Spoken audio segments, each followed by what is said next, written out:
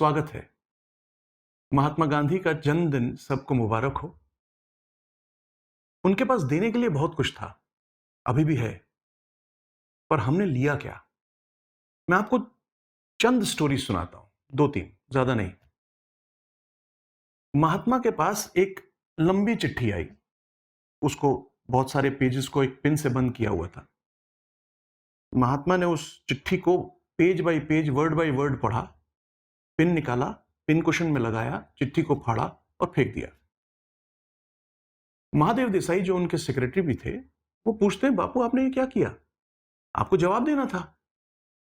तो उन्होंने कहा, नहीं, इस चिट्ठी में सिर्फ मेरे को गालियां लिखी हुई थी और मेरे मतलब का इसमें सिर्फ पिन था।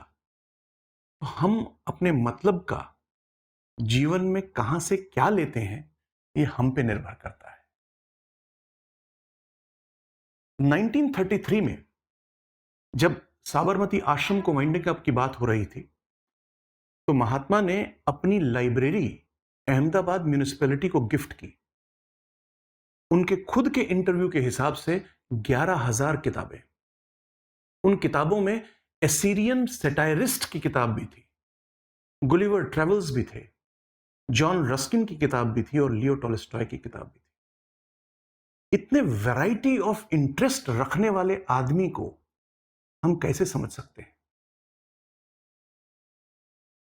एक और आपको कहानी बताता हूं।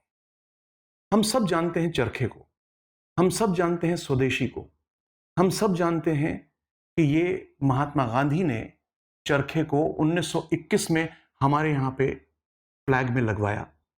उसके बाद फिर ये हमारे नेशनल साइकी का हिस्सा बन गया। और ये कहा जाता है कि महात्मा गांधी को जब वो लंदन से साउथ अफ्रीका जा रहे थे, तो इंट्यूटिवली उनको एक ख्याल आया 1908 में कि चरखे को उन्हें नेशनल सिंबल बनाना चाहिए। तब तक महात्मा गांधी को चरखे और करघे, स्पिनिंग व्हील और लूम, हैंडलूम, इसके बीच का डिफरेंस नहीं पता था, क्योंकि 1909 में जब उन्होंने हिंद स्वराज में अपना आर्टिकल लिखा, तो उन्होंने लूम का बात की थी और चरखे की बात नहीं की थी, और उन्होंने खुद इस चीज को माना। 1917 में उन्होंने पहली दफे चरखे को देखा, जब गंगाबेन मजुमदार बीजापुर से उनके लिए चरखा लेके आई थी। चरखे की कहानी क्या है? चलिए, आज मैं आपको 1921 से 1760 में लेके चलता हूं। हिंदुस्तान से 12,000 किलोमीटर दूर लेके चलता हूं, बॉस्टन में, मैसाचुसेट्स में। जब अमेरिका में जो कॉलोनिस्ट थे, उनके ऊपर ब्रिटिश गवर्नमेंट ने बहुत सारे टैक्सेस लगा दिए, और इस टैक्सेस की बात हमने एक वीडियो में भी की है। उन टैक्सेस के खिलाफ रिप्रेजेंटेशन कॉलोनिस्ट ने कैसे की? ब्रिटिश गवर्नमेंट ने ऑफिशियल डॉक्यूमेंट्स के ऊपर टैक्स लगा दिए, सॉल्ट पे टैक्स लगाया, शुगर पे टैक्स लगाया, चाय पे टैक्स लगा दिया, हर चीज पे टैक्स लगा दिया।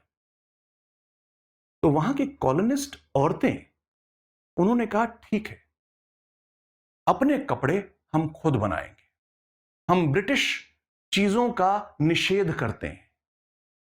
तब तक बॉयकॉट वर्ड जो है वो हमारी डिक्शनरी में नहीं आया था। बॉयकॉट वर्ड 1880 में आया है। उस वक्त नॉन इंपोर्टेशन प्रोग्राम बोलते थे उसको। वैसे अभी थोड़ा रुकते हैं, बॉयकॉट की स्टोरी क्या है। आयरिश टेनेंट्स थे जो अपनी लैंड जो वहां टिल करते थे, उसके वो रेंट देते थे, जो लैंडलॉर्ड थे उसको। 1880 के आसपास एक स्ट्रगल चल रही थी कि नहीं, रेंट कम करो। जो लैंडलॉर्ड का एजेंट था, उसका नाम चार्ल्स बॉयकॉट था। मिस्टर बॉयकॉट, उनके ऊपर सारा का सारा जो बहिष्कार हुआ, जो वहां पे एजिटेशन हुई, उसका सारा ब्रंट बॉयकॉट साहब ने सफर किया। और सब लोगों ने पूछा, एजिटेशन क्या हुई? उन्होंने कहा, जी बॉयकॉट हुई। और बॉयकॉट शब्द जो है हमारी डिक्शनरी में आया बहिष्कार के लिए। तो उस समय नॉन इंपोर्टेशन प्रोग्राम्स के लिए रिप्रेजेंटेशन करने के लिए कॉलोनिस्ट औरतों ने चरखा एडॉप्ट किया, स्पिनिंग व्हील। और बहुत सारी कॉलोनिस्ट औरतें हर रोज इकट्ठा हो जाती थी और स्पिनिंग करती थी यार्न का। और उन्होंने, कहा जाता है कि पूरा रिवॉल्यूशन, जो अमेरिकन रिवॉल्यूशन हुआ है, उसकी क्लोथिंग जो है इन औरतों ने की, क्योंकि जो यार्न क्रिएट हुआ उससे उन्होंने कपड़े बनाए।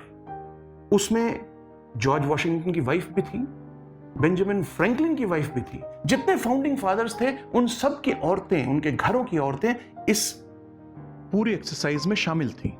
इसको स्पिनिंग बी बोलते थे। और इससे जो वहां पे एजिटेशन हुई उसको एज ऑफ होमस्पन बोलते थे। अब आपको लगता है कि वही चीज हमारे यहां भी हुई?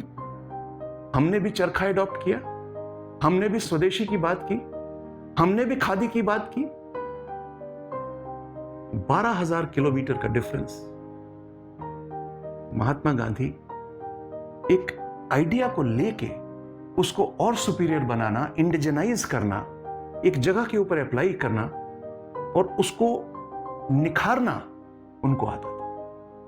ये हमें महात्मा से सीख लेनी है।